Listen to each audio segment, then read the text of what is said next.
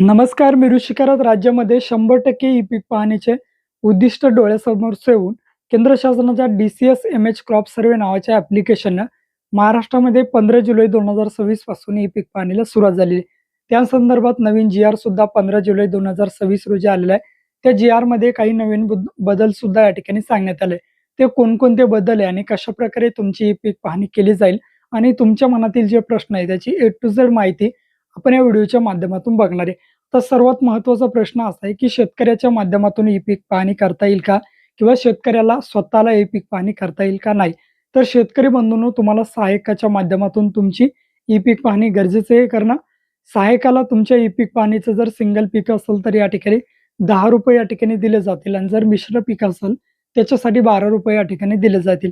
जर काही चुका वगैरे झाला तर त्यासुद्धा दुरुस्त करण्याची तरतूद या ठिकाणी सहाय्यकांना देण्यात आलेली आहे. शेतकरी बंधूंनो, महाराष्ट्र शासनाने पूर्वी जे ई-पीक पाहणीचं ॲप्लिकेशन आहे, ते आता बंद करून 100% शेतकऱ्यांची ई-पीक पाहणी झाली पाहिजे.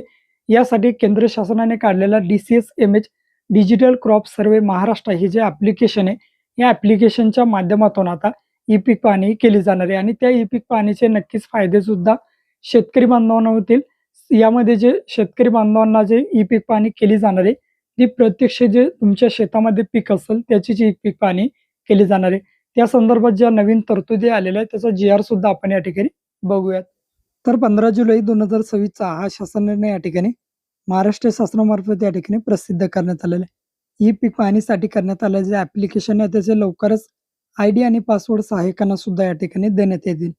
दरवर्षी लागवड केलेली पिकाची शेतात उभी असताना केव्हाही या ठिकाणी सहाय्यकांच्या माध्यमातून विहित कालावधीच्या आतमध्ये ई-पीक पाहणी केली जाईल अशा प्रकारे सांगण्यात येते.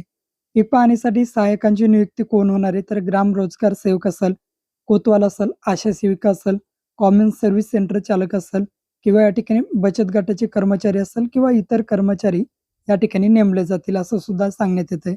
त्यामध्ये जर वृक्ष वगैरे असेल, बांधावरील सर्वांची नोंद या ठिकाणी केली जाणार आहे.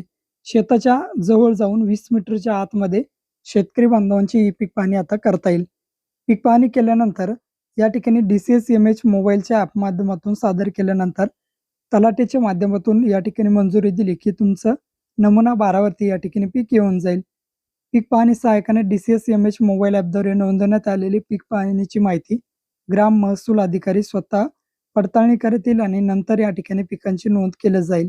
जर त्यामध्ये काही बदल वगैरे करायचा असेल, ग्राम महसूल अधिकारी यांनी डी-सी-एस वेबसाईटद्वारे प्रमाणित केलेली पीक माहिती गाव नमुना 12 वरती प्रतिबिंबित झाल्यानंतर त्यामध्ये दुरुस्ती अथवा बदल करायचा असेल, सांगोलो हंगाम या ठिकाणी जो हंगाम आहे तो संपण्यापूर्वी मंडळ अधिकाऱ्याकडे डी-सी-एस प्रणालीद्वारे या ठिकाणी स्वतः ग्राम महसूल अधिकारी तक्रार करतील आणि त्यानंतर महसूल या ठिकाणी जे मंडळ अधिकारी असतील ते मंडळ अधिकारी स्वतः शेतकऱ्याच्या बांधावरती जाऊन त्याची पडताळणी करतील आणि नंतर त्यामध्ये दुरुस्ती करतील.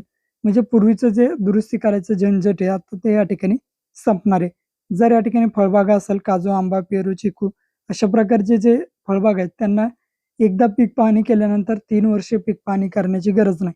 आणि जर एखाद्या शेतकऱ्यांना तो फळबाग आता नष्ट केली असेल तर त्यांनी काय करायचं आहे, परत सहाय्यकांना भेटायचं आहे पुढील हंगाम सुरू झाल्यानंतर आणि ही पीक पाहणी सहाय्यकाच्या माध्यमातून या ठिकाणी करून घ्यायची.